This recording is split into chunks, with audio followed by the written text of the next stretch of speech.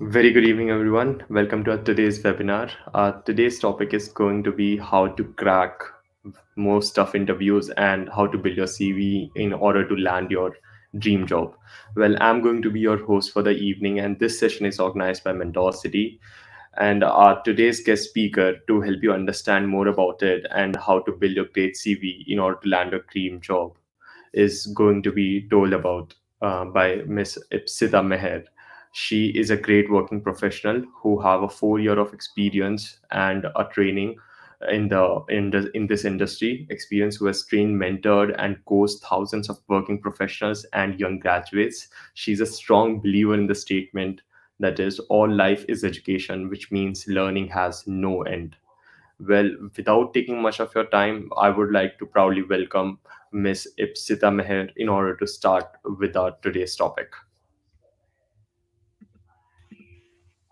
Very good evening, ma'am. Good evening, Yash, and thank you so much for the wonderful introduction. Pleasure to be here. Pleasure is all ours, ma'am. Thank you, ma'am. You can start, ma'am. Okay, so we are live right now, right? And I would like to hear from the audience. How is the audience feeling? Can I show some or get some messages from the young audience who are hearing us out? Such a kind audience, is it? I didn't wish it to be a monotonous speech, and I always wanted to interact with the audience. So it would be great if anyone of you could write something in the chat box and say, what is your expectation from this session? What is that you want to learn? And what is that you are looking forward to? I'll be waiting for your comments in the comment below.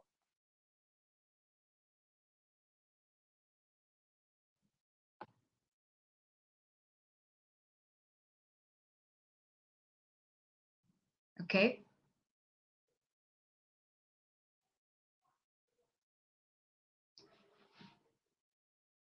I cannot see anything over here in this chat session or that I have, right?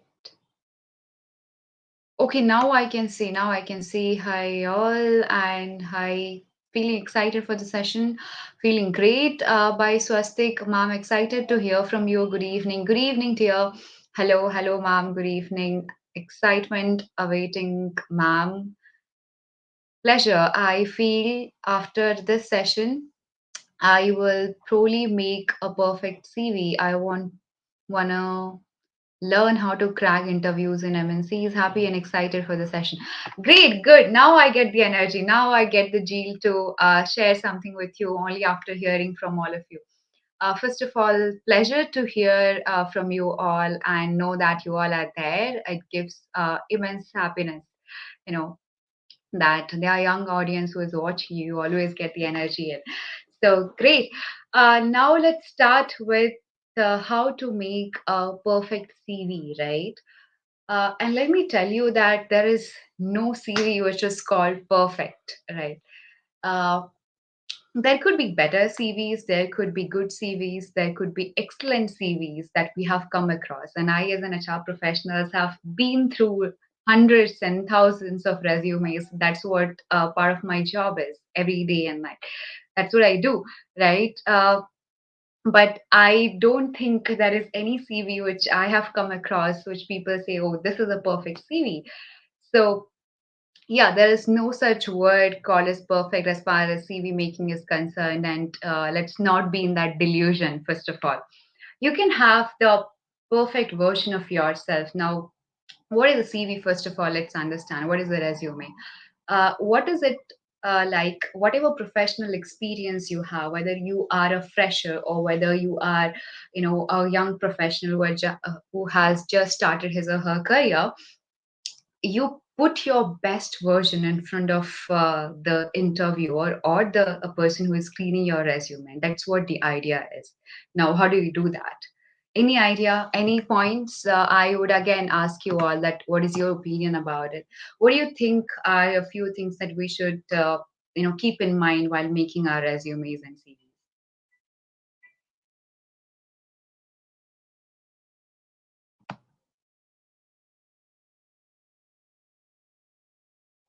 Yeah, that's what I'm asking you.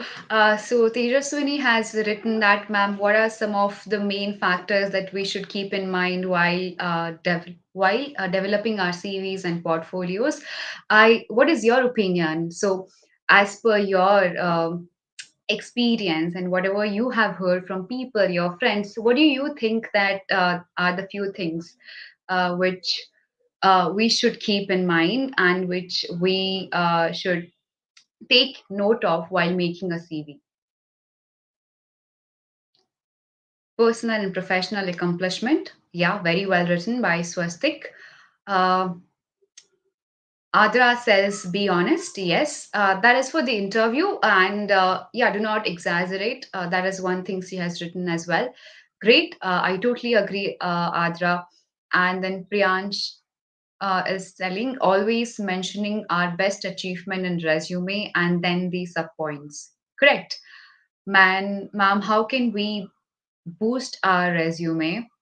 We will discuss, Gurjar. Yeah. Be formal by Sachin. Keep it short and detailed, by Raj. Correct. Absolutely. Well written, Raj. Then Swastik says projects that once been part of. Yes, great. It is something you are supposed to mention, Swastik, as a fresher. Yeah. And Tejaswini says resumes should be crisp and short. Monotonous resumes are difficult to read. Great point again, Tejaswini. Yes, absolutely. LinkedIn or GitHub profile link. Absolutely. If you have one, you must link it with your resume. So I think you guys have quite a lot of idea of how to make a resume, and I would just add on to a few things. So it is all of that what which you all have mentioned.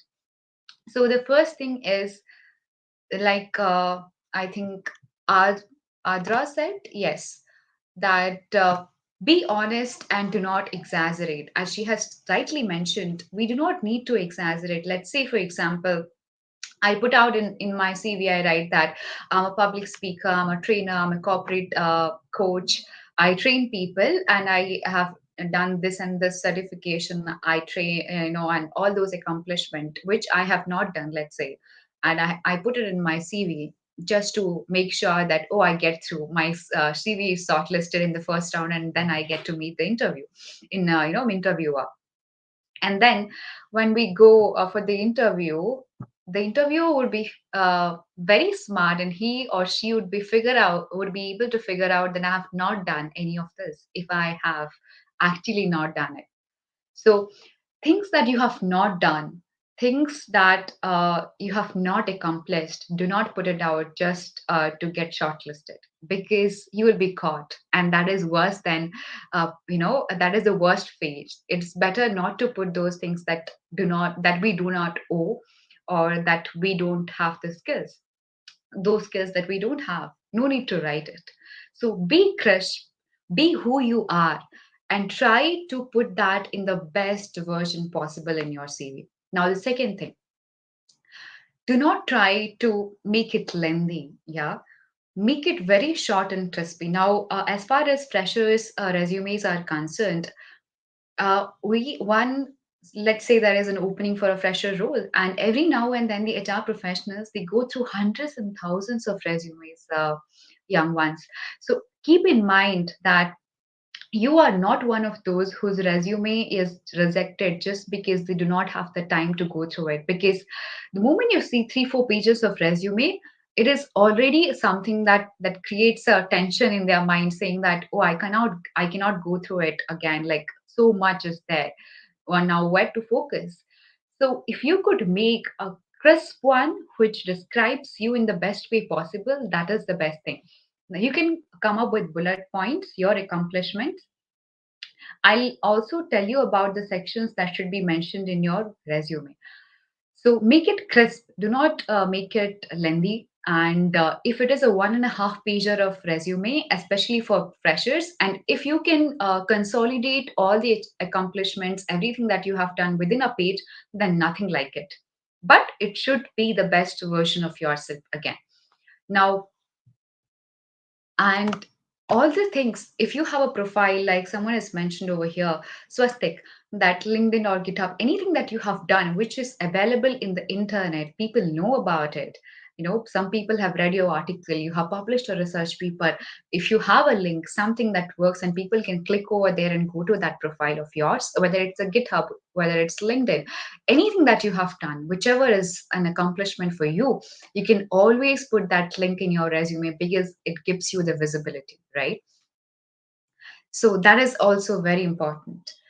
And Raj has also mentioned saying a small section for your personal objective and hobbies. Yeah. So you can make it very short rather than hobbies and object.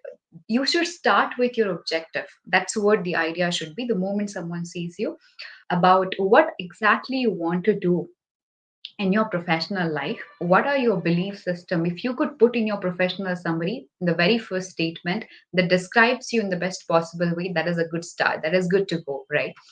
So now the second thing is, we were talking about, is hobbies and interests. Now I would suggest not to put that all of your hobbies and interests. Rather than that, you can put your skill set, your technical and your professional expertise that is sellable in the market. Whether it's your skills that sells, whether you are a good coder, whether you have learned this in this language, whether you know Spanish, German, and various other languages, that is your skill, right? Or whether you are in your extracurricular activities, let's say you are a singer or you are a dancer, or something that you have accomplished, it could be anything, right? Some skill that is sellable in the market, you can put it under your skill section, right? I would say, I would suggest not to put interest in hobbies, because in the first interview, or maybe in the second technical interview or somewhere, when you discuss something with the interviewer, they'll always have this question in their mind, that what are your hobbies, what are your interests. They'll ask you, what do you do in your leisure time? Now that is a chance for you to kill the interview by telling that, by telling your hobbies, by your interest. If you have already put it in your resume, there is nothing much then you can, express in the interview. So I will suggest it to keep those things for the later rounds, and let not everything put in the CV or your resume. Because if everything is there in the CV or resume, let there be something, you know, which the interviewer would be still looking forward to when you have a chit chat or discussion with the interviewer, and let them get surprised by the conversation they have with you in the later stage. Okay, so let's not, even if those skills are not relevant for the job. Yeah, so Shivani has one question. Does mentioning the social media activities has been a part of help in strengthening your profile? Rathika Reddy has asked, well, good question, Rathika. Now it could be anything, and remember, there will be a lot many jobs available in the market, and you as an individual will also be having skill set which is not just limited to one, but you will be having multiple skill set. Just because you are an engineer does not mean that you are only limited to C programming or something else or some sort of coding.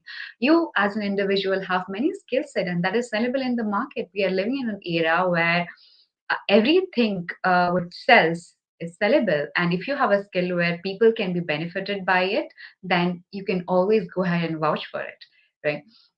So, what I'm trying to say here is that even if it is not relevant to your job profile, which you have applied for, it is good to put in your CV, a generic CV, which you can apply for many other jobs. Because every time, according to the job or based on that job, you are not going to make different CVs. And being a fresher or a young graduate, you will come up with one CV which you can apply for many other positions. And a good CV is does that work.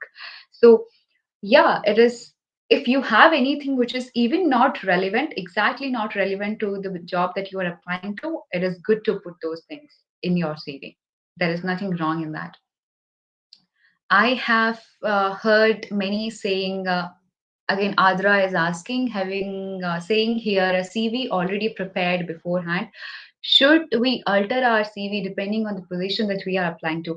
Okay, so Adra, now answering to your question, there could be specific jobs which is poles apart. Let's say that you have applied for a fashion designer job. At the same time, there is some other job which is for, I know, content writer or something else which just pulls apart. Now, if these two jobs are very different in nature and there is no common skill set which could fit into any of those jobs, then I would say that one CV will not work in that situation. You will have to come up with different CVs. But given an opportunity and given the fact that you guys have just graduated from college and you have certain skill set, you can make a good CV and that CV is good to go for many other jobs, right? So that is not something that you will have to worry about at this point in time. Now, when you go ahead in your professional life and you have a lot of expertise and you do something in one particular field, then what happens is that you become a master in that particular field. Now, if you are applying for something else, then you have to make another resume because you are switching your field or because you are applying to something which you have not achieved that where you have not achieved that much of expertise. In that case, of course, it is good to make another CV, but not every time. Every time you will find that you're suitable for this job as well. You're suitable for this job as well. And if you feel that you have some skill set, go ahead and apply for it. And for that, you don't have to make different resumes every single time, right? So that's what it is. And what are some of the questions of an interview which are common in every type of domain? We will discuss about that, Mohammed. Yeah, Uddhap Vavra is asking how to choose apt keywords to get your CV shortlisted. That works. Uh, but you know what? The keywords thing which works and very soon, sorry, the AI technology is going to come into picture, which will be shortlisting the resumes through the keywords, and keywords play an important role when technology comes into picture, but not every time, right? So there is still human intervention as far as CV shortlisting is considered in the industry, and there will be people who will be going through your resumes, whether it's HR professionals or whether it's recruiters. So that time, just putting keywords might not work, but certainly in many cases it does. Now you'll have to choose that for that profession. What are some of the keywords which is very in demand in the market, and then you can put a few in your resume, right? But again, be careful because every time it doesn't work. As far as as long as human intervention is there in the shortlisting process, it might not work always. Ma'am, can we Ma'am, are we eligible to put our internship experience? Of course, Hansraj, you should definitely put your internship experience in your resume because that is an industry experience that you have. You have done an internship for 3 months, 4 months, 2 months, whatever time it is. And it is something to show to the industry that see, even when I was a student, I worked in this industry, and these are the skills, these are the things I learned during this internship, and within this 2 or 3 months of time, these are the things I did. And if you hire me for a long term, what and all I can do, just get surprised by that, and please do hire me. So this is the kind of message that you are giving to the interviewer or to the one who is selecting you or filtering you. So definitely you should put your internship experience in your CV. Is it important to add cultural activities in CV? Any extracurricular activity where you have done something meaningful, where you deserve a clap, or where your work was appreciated by your colleagues or your peers or your professors, you can put in your CV. You can put in your resume, right? Now, what happens is that people think that it is not worth it. I'll give you a very simple example.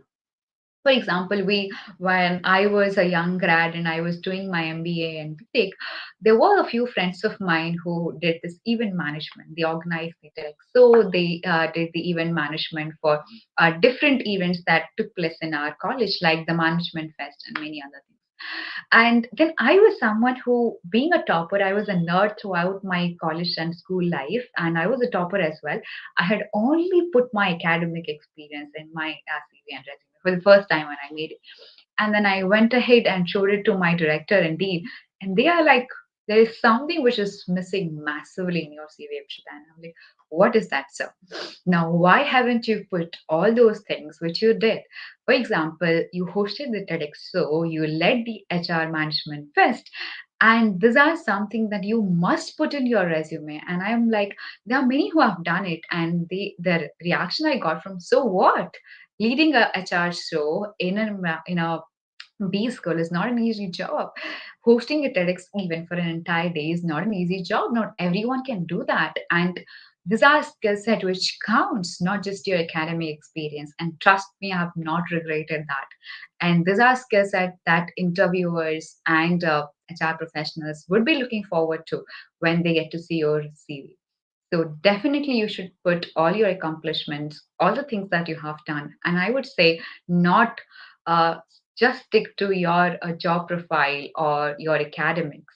Rather, put out things which you have done, even something which you have done for Red Cross, CSR activities, helping people during the COVID time. If you have done something meaningful, you came up with a YouTube channel and you were sending, let's say, lessons to the people, you're teaching something, you are spreading COVID awareness. It could be anything, guys, and trust me, these are things by which the interviewers get impressed by the candidate, because they just are not confined to the thing that they are doing, but rather they are able to wear many hats at the same time. And you know what, today industry are looking forward to those professionals who can wear multiple hats at one time, and that's what the requirement is. If you are able to do it, nothing like it.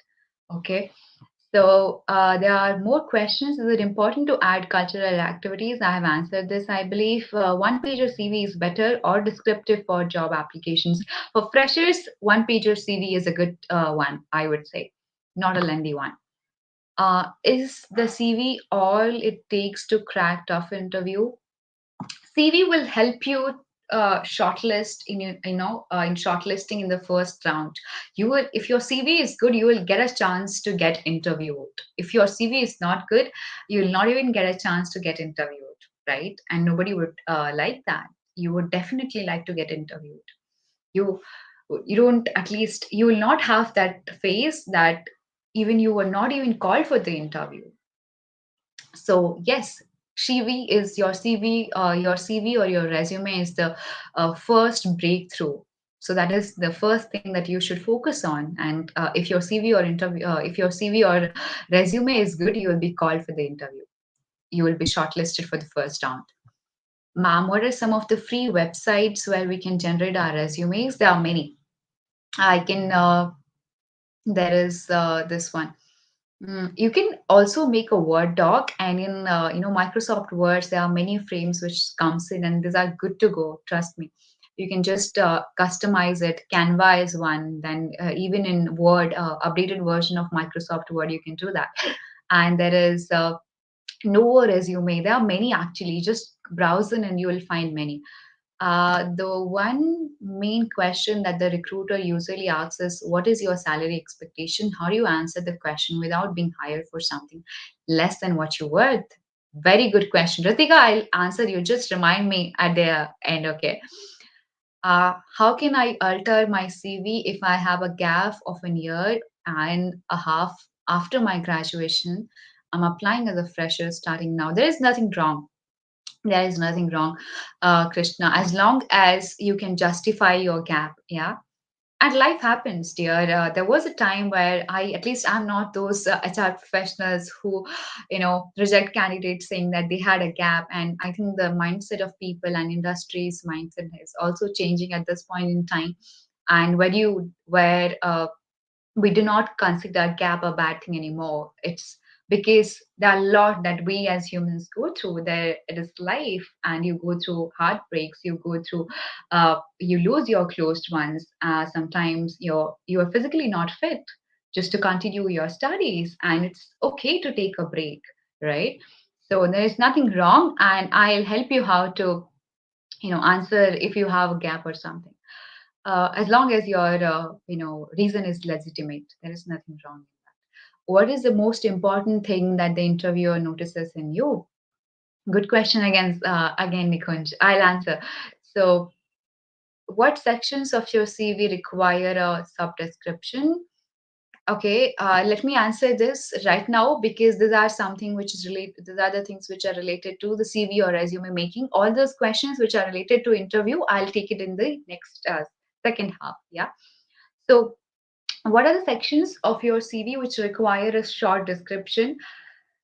what Whatever it is, whether it's your internship, it is your project, and as young graduates, as freshers, I think these are the things that we focus on. If you have written a paper in your graduation, or if you have done some research work, if you have done some project work, if you have worked, if you have done an internship, these are the sections that you should have subsections for, because these are the works you want to highlight, right? So definitely the sections require subsections and you should have a description for it. Yeah. What should we make? How should we make our CVs to stand out among others? Yeah, that's a beautiful question. So your CV should have a complete, figure. What I mean by a complete thing is that it should have your academic accomplishments. It should have talking smoothly and smartly about your personality as an individual you are. What are your principles, values, and what do you believe in? Which and why do you especially are in this field? Why did you choose? If you could just make a short note of it and put it something in your profile summary which is very captivating, then nothing like it. Focus on it. Profile summary matters. This is the first line that the interviewer is going to, or the recruiter is going to see while shortlisting your resume, right? So pay a lot of attention to that. Now, the next part is talking about your grades, academics, that's fine, and things that you did which is relevant to your job. Like I said, your project, your internship, your things that you did during your graduation. It could be your research or many things. Nowadays, students are doing so many things. Rather than that, putting that aside, you as a as an individual, as a student, how did you utilize this 3 4 years of your college education? What are the extracurricular activities you did? Now, if you could put something in the extracurricular activities section talking about your achievement, accomplishments, then there is nothing like it. And then you can also mention one more special section saying, taking a note of it, take you where it is.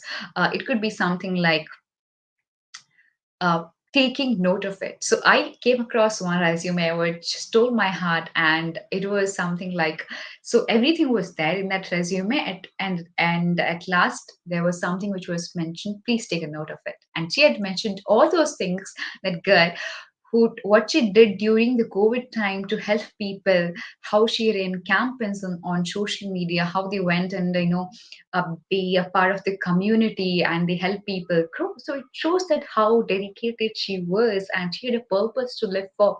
So that is something that immediately attracted our attention. If you could write something like that, maybe at last, then I would say this is show killer thing. So go ahead and do it. I think a resume should have a complete picture of your, not just your scores or academics or your achievements, but also a little or crisp summary of what you like to do and what you have done so far, right? So will it be a disadvantage if we have, okay, there are many questions, students. Will it be a disadvantage if we have done internships in first and second year, but no internship during the last year of graduation? As I said, Priyansh, that if there is a legitimate reason why you could not do an internship during the last year, then it is nothing. Then there is nothing wrong in that, because we know COVID happened. A lot of jobs, people lost jobs. Students did not get internship. There are many things which took place. So as long as you have a valid and legitimate reason to tell that why you couldn't do an internship in your final year, or why do you have a gap in your academics, then there is nothing wrong in that. How to answer question, why should we not hire you? Why should we hire you, or why should we not hire you, Aishi? Is it why should we hire you, or why should we not hire you? Which one is it? Hansraj Gurjar, ma'am, how can we gain confidence? Okay, that's again a good question. So, Hamsraj, now what does confidence mean to you? That only happens, as far as my experience is concerned. I'll tell you my thing. So, as a student, as I told that I was pretty much into academics. I used to be a topper and I tried my best to, score good marks throughout my life. Even then, when I'm fully prepared for the very first interview in my college, I was very, very nervous. And you know what? Uh, I got through and I thought I'm not doing my best. In the second interview, I was not that nervous. In the third interview, my nervousness was little less, but I that doesn't mean that I was not serious about the job. I was pretty serious. But over the period of time, what I learned is if I don't crack this interview, I'm going to crack the next one. And that's where you get the confidence. It is not about that you just all of a sudden you wake up from your bed and you get that confidence in you. Even if you are prepared, now, your preparation also plays a very important part because the more prepared you are, the better you present. By the same time, too much of preparation can also be a problem. So just prepare the way you wish yourself to present and then go ahead and appear the interview, right? Uh, but what works is, the fact that the more interviews you attend in your life, you get to realize that you will land up with a job and it's not a rocket science. It's not something that you don't deserve. You definitely deserve it. And if you I'll also share one of the things which I learned during my college days. So it was like I did my engineering, and every student out there was looking forward to the first company that comes in the campus, because these are the ones who take the cream candidates, the best of the students, right? So even I was one of those who was looking forward to those companies. And there was this trainings going on. So one of my guide and mentor during that time, he was taking a session, and what he told that all of you are going to appear at the interview tomorrow, and I wish you all the very best. And I know that you all will do your best. Now, the fact is, there are some of you who will crack it, who will make it, and who will get through it, right? And I'm I'll be so happy for all of you who would make it, right? Who will crack it. And it is the greatest feeling in the world when you crack it for the very first time. You appear the interview and you get through. But I also have a message for all those who do not crack it, who will not get through. And he said, if you're not getting it, if you don't get through that interview, then it's even better. You are doing better than the first batch of students who cracked it, because trust me, there is something better, there is something beautiful, there is something wonderful, there is something amazing which is waiting for you. And that's the reason you didn't get through. And that's true. You know, I did crack the first company which came in to the campus, but I couldn't crack the second one, though I was more confident. Yeah. But then I landed up with a better option because I cracked the third one, which was even better than the second one. So you get to value, you get to know that where exactly you fit in and what you want, right?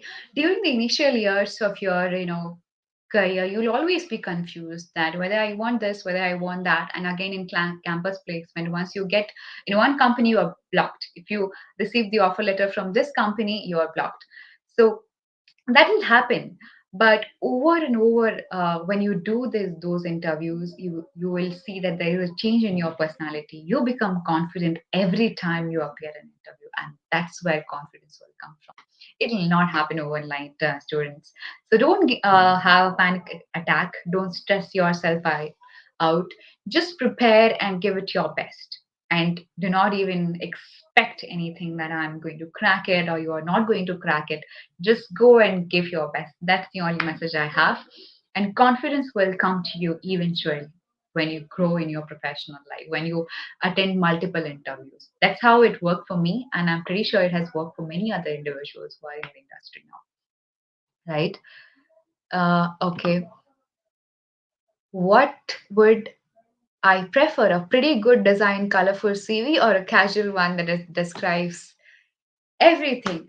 Okay, Adra, so I would say that it should be a combination of both. It should have some of your personality traits which stands out, which you have done, whether it's your extracurricular, academics, of course, and the things that you have done are like your projects, your internship, and the same time, if you could make it colorful, presentable, then nothing like it. So it should be a combination of both. There is always one question that interviewer asks us, that is, why should we hire you? How exactly we should answer this question? That's a typical question that even I have come across. I haven't asked anyone this question though, but I'll answer it for you, Tejaswini. Uh, is it recommended to add an objective or a summary about oneself in the CV? Definitely, yes, Krishna. Yeah.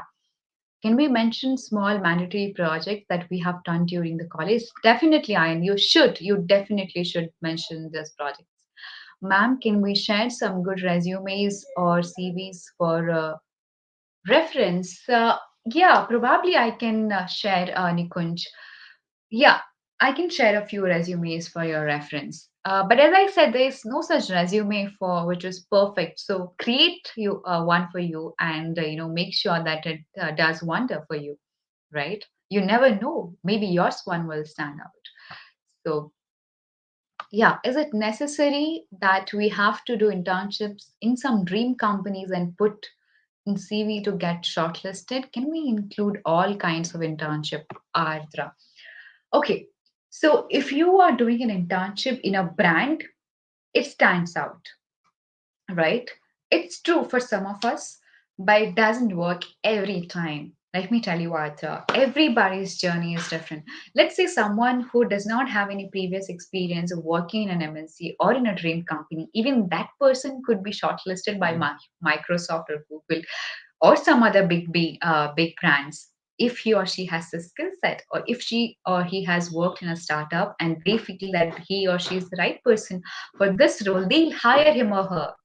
So it doesn't work always, but yes, it is a plus point if you have done some sort of internship or some sort of work in a big brand. It does help, but not every time. Where will you see yourself in next 5 years? Okay, that's a good one. Where will you see? Yeah, I'll answer that as well. Is there any perfect order to put detail in a CV? Yeah. So, Sachin, the ideal way is to talk about your professional summary, which is about you as an individual, what you aspire to do in the industry, and what are your values, and what are the things that you as an individual stand should focus has focused on all over the year, and why do you stand out? So it should be a crisp of everything. If you could put it in 3 4 lines, then it is good to go. So after that, you can talk about your experiences in the internship, yeah, or your projects that you have done. And after that, you can also talk about your education with that. So that's the flow that you can maintain. Then you can talk about your achievement, your extracurriculars. And then if you could add a short note, then that's a good to go. That's a good ending. Yeah. So this is the flow that usually we follow. Is it okay to start sentences with power verbs in CV? Something that you want to highlight, you can make it cap. You can put it in capital letter, but not everything. Confidence comes with belief in yourself. Well said, Raj. Absolutely correct. Where can we find some sample resumes so that we can get some inspiration? There are many in the internet which are available, Tejaswini. You can refer to many. Yeah, but take, I would say, references from all those CVs, take note of all the CVs, but at the end, it should be yours and your CV which should speak for yourself. Do not copy anything. Just take note of that. That's all. What are the key points of a resume of a fresher? So you can you can make a CV in that flow which I mentioned: professional summary, your experience, your internship or project, whatever it is, and then your education, your achievements or extracurriculars, your interest slash interest, uh, And then you can also mention something like the way I said, take a note of it, something which gives a good ending to your resume. So that's a good one to go. Why? How should we answer this question? Why should we hire you and not others who are outside in the waiting area? What can you bring to the company? Well, that is different for everyone, and I'll answer this. So, what the interviewer is expecting you to know now. We as interviewers can ask this question. Now, there are many other interviewers who will ask the same question. Now, what I expect from that candidate might not be same as what the other interviewer is expecting. Okay. So let's say person A is expecting an answer, person B is expecting an answer, person C is expecting some other answer. So you can never ever, you know, impress them with one single answer. So that's a very difficult job, but interviewers will keep asking this question just to know your way of answering. Now, what I believe you can do a better job in answering this question is that highlight your strengths. Highlight and talk about all those things which your peers didn't do or which uh, is different from your peers. For example, mm, like I was talking about that girl, right? So who did that COVID thing? But for her, it stood out, right? Let's say many of us have not done it. So, for example, Mohammed, what do you consider is unique in you? Like there are some skills which are there and which is unique in you, and that only Muhammad can do it. No one else can do it, right? So even if anyone else can do it, not the way Muhammad does it, right? There will be a difference. If you could highlight that thing and make a point and note to the interviewer that, see, this is what I am of and this is what I strongly believe in. Now, the people who are sitting outside or waiting in the lobby might not be who Muhammad is. And this is what Muhammad stands out for.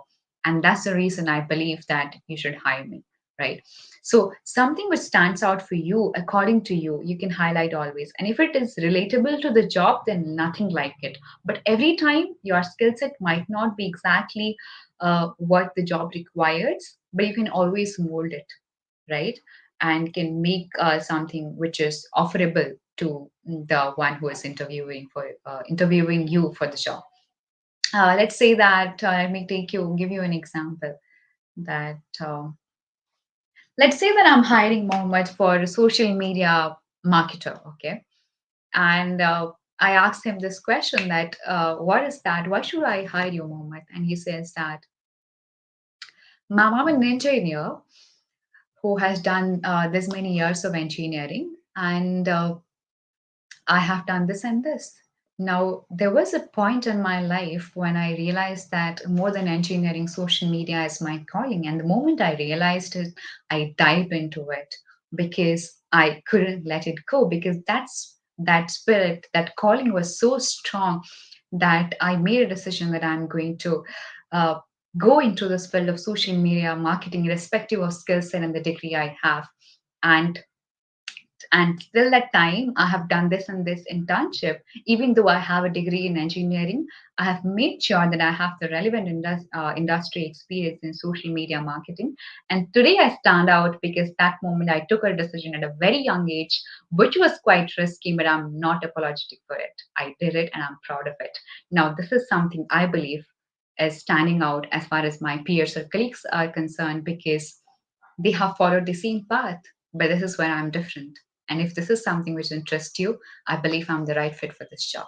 Now, it should be something like that, which could kill the show for you, right? And never be hesitant to put your points and views forward. You can mold it in your way, but be presentable, stand out for the things that you believe in. So this is how you're going to answer that, right? So there are many situations where you can answer and big things, but that should be visible that what you say you believe in that, right? Ma'am, can we do internship in any domain? Can we mention small? Okay, where was I?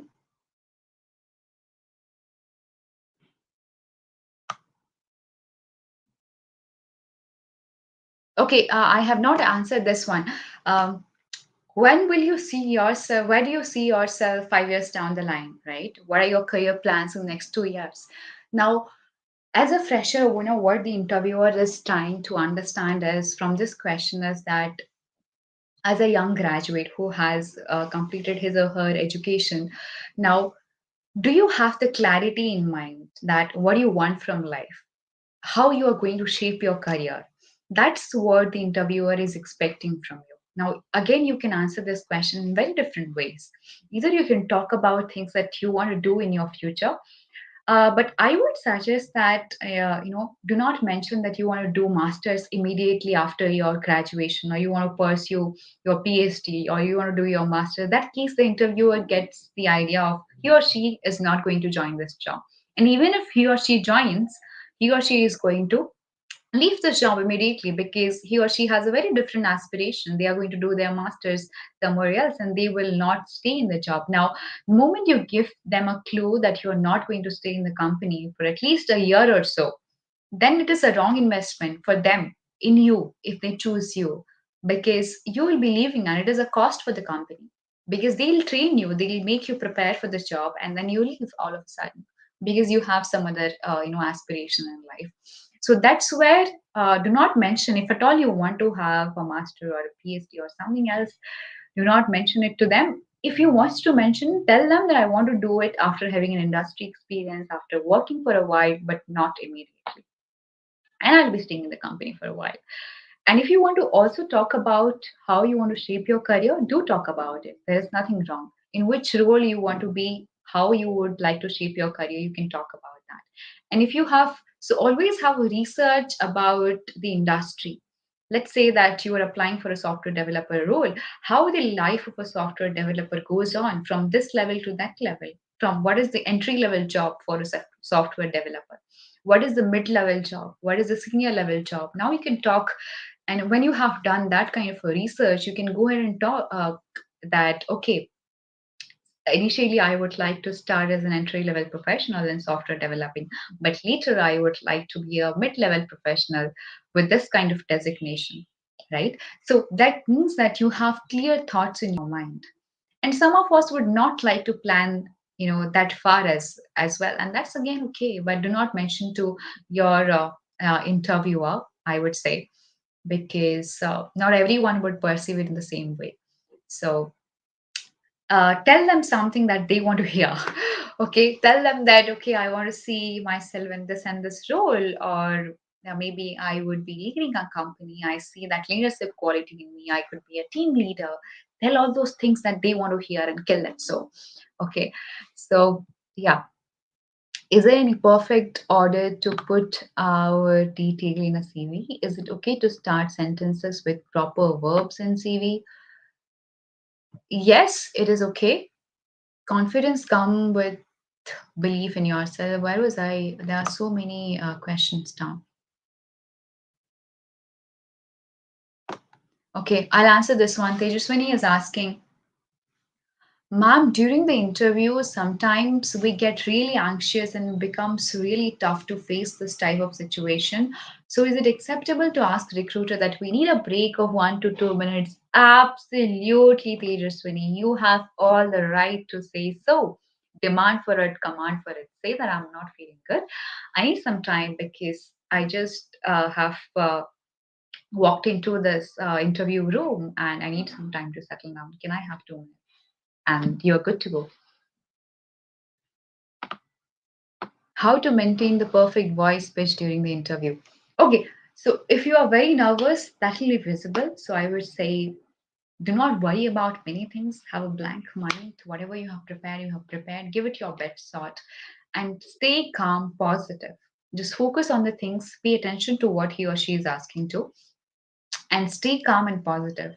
So that will automatically have an impact in your voice. So if you are not nervous, if you are not anxious, if you are not um, feeling very tempted, then I think you will have a normal pitch and that pitch is good to go. So that's what my answer to your question, Subrodeep. Good one, by the way. Nice question. So any other questions we have? We still have, I think, 10 more minutes to go. What things to keep in mind while giving an online personal interview? Now, yes, this is a very good question, Priyansh. So, online interview is very different from an offline one, right? Because we are seeing you just in a screen, and nowadays the interviewer who are less experienced, they always have this tendency in mind that whether are you referring to some note, are you copying, or are you browsing and answering, and they'll figure out, the experienced one will figure out that whether you are referring to a note, whether you are browsing or googling your answers, or whatever you are doing. If you are misbehaving, or sorry, if you are doing some sort of mischievous activity, they'll figure it out. Uh, so make sure that you give them the trust that you are very honest and true to your answers. You are not referring to any notes, any sort of, you know, internet, any sort of things which are available in the internet, and you are answering those questions honestly. Now, secondly, before attending the interview, you should make sure that your tools, your system is proper, your lighting is proper, your voice is audible, you are visible to the interviewer, and you are presentable. Make sure that all the tools that you are going to use in the online interview, that is in place. Your internet is proper. Yeah. So these are the things you will have to keep in mind. And yeah, so be honest and make sure that the interviewer feels it that you are honest in the interview. These are the two things which are very, very important as far as online interviews are concerned. Do you do interviewers pay attention to your psychology and body language during an interview? If yes, then how does it affect your interview? It does. It does. Now, there are professionals who have done their masters in psychology, then they have done their masters in human resource, and they are the ones who are hired for senior level professionals whom they screen for a very senior role. Now, they will be studying your psychology thoroughly. So these are done for senior roles, but for entry level roles, I don't think that that is done. Uh, that is done by psychologists and psychologists and human resource professionals, or the ones who hold degree both in psychology and in HR. So you don't have to worry about this at this point in time, but surely it does. So even if they don't have a background of psychology, they are trained to study the mindset of young ones. Now, we do pay a lot of attention to your body language. Now, as far as body language is concerned, you should be presentable. Your confidence should be seen in the interview. You should have that belief in yourself that whatever you speak, you have done it, and that should be clearly visible in your face, right? That is a very important thing. Now, you are not faking it. Please do not try to fake it. Except that I have not done it. I don't know the answer of this question, but I'll figure it out if you wish. Yeah. And I'll get back to you. That's a better way of answering rather than saying that I simply don't know. And do not ever try to come up with an answer that you are not sure. And if at all you are trying to answer something which you are not very sure of, say that I'm not very sure, but I would like to give it a try. Yeah. So do not fake it. That's another one. And always be very gentle and polite with the interviewer. Be your best version possible and be professional and presentable. So these are the few things you can take in mind as far as psychology is concerned. And anyway, they are not going to read your mind, especially for entry level jobs. So don't worry about that, Raj. Swastik, what are some important etiquettes to followed during interviews. As I said, Swastik, so your facial expression, your body language, how presentable you are, greet the interviewer, say thank you when you leave the interview, and always make sure that you present your best version possible. And whatever you say, you believe in that. So if you could do all this, it's very good to go. Do not try to act street smart, extra smart, that you know everything. You will kill the show. Overconfidence is not good. So take note of all this and be the best version of yourself. Be the best way possible that you can present yourself. At the same time, have confidence, have faith in yourself. And whatever you speak, speak from your heart. Do not fumble in between and give your best possible shot. What should we do if we get stuck while communicating our explanation to the interviewer in English, but we can explain comfortably in another language? Does it affect the impression? Well, it depends on the job, Krishna. Like, let's say that your job is something where you're required to communicate with the client every now and then, and your client is based in US, and the only language they understand is English. Now, if you are applying for that kind of a role, English is a must. And in that situation, if you are stuck in explaining something in English, then that is a drawback. That is seriously a drawback. But let's say that you're working in a startup, you have applied for a startup. Most of them are North Indians, and what they are developing a software product which is sellable in India. You don't have to interact with any client. Your technical skill set are the ones which the company or which the recruiter is looking forward to.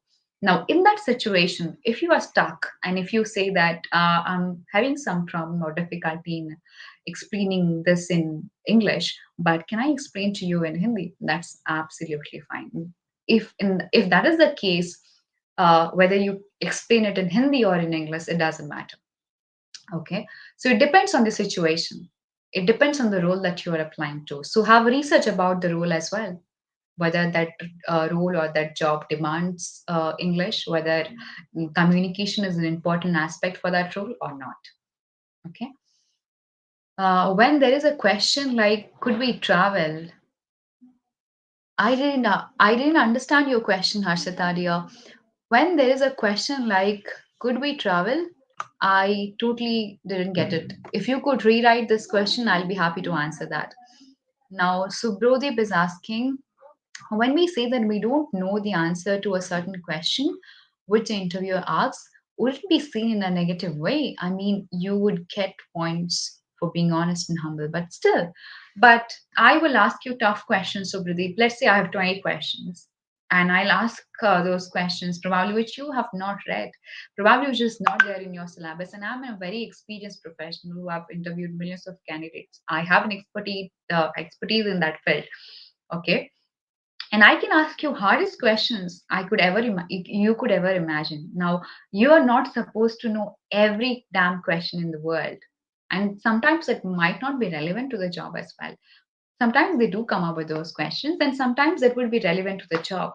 But it is not important that you answer all those questions. Many a times you will not be able to answer all those questions, which is a given fact. None of us could, if the levels of the questions are really very, very high. So, in that case, if you don't do anything, honestly, admitting that you don't know is a better way rather than fumbling and trying to come up with something which you are not very sure or clear about. And when you grow in the industry, I can dive deep into this thing, but we don't have time. I can give you a better explanation. How does it work, the competency modeling and the answering of questions? But we are lacking, we are running short of time. So I'll keep it here. But given a chance, if you want a better explanation, I can tell you offline how does it work. That you are not supposed to answer all these questions as well, and many times candidates won't be able to answer all those questions. What if we get stuck at the language barrier due to being nervous during the interview? Again, that happens with many candidates, Krishna. So you can simply say that I am someone who is not very comfortable in this language, but I'm doing my best to upskill myself and be a fluent speaker in this language. But however, at this point in time, since I'm very nervous and this is my first job interview, I am a little skeptical and scared. And I'm having some problem in expressing my thoughts. Can we please switch to Hindi or some other language where I'm comfortable? I can be a better explainer in Hindi or something like that. Just ask for it, and the interviewer will say yes. So say that I'm getting nervous and I'm having difficulty in expressing myself in English. Can I explain it in Hindi? And you are good to go. So these are the questions. Any other questions we have? In interview also, you will also be asked that tell me something about yourself. Now that is something that you will have to practice and what you want to tell to the interviewer. Also talk about something which is not there in your resume, because that is something which will catch the attention of the interviewer, because they have been through your resume, they know what you have done. Now why they are conversing with you, how do you present your resume in front of them, and is there anything that is not there in your resume which can be captivating, which can catch their attention, and there is nothing like it. So frame those words and sentences where you can kill the show by answering this question. Tell me something about yourself. So this is the first question which every interviewer will ask in every time you appear in an interview.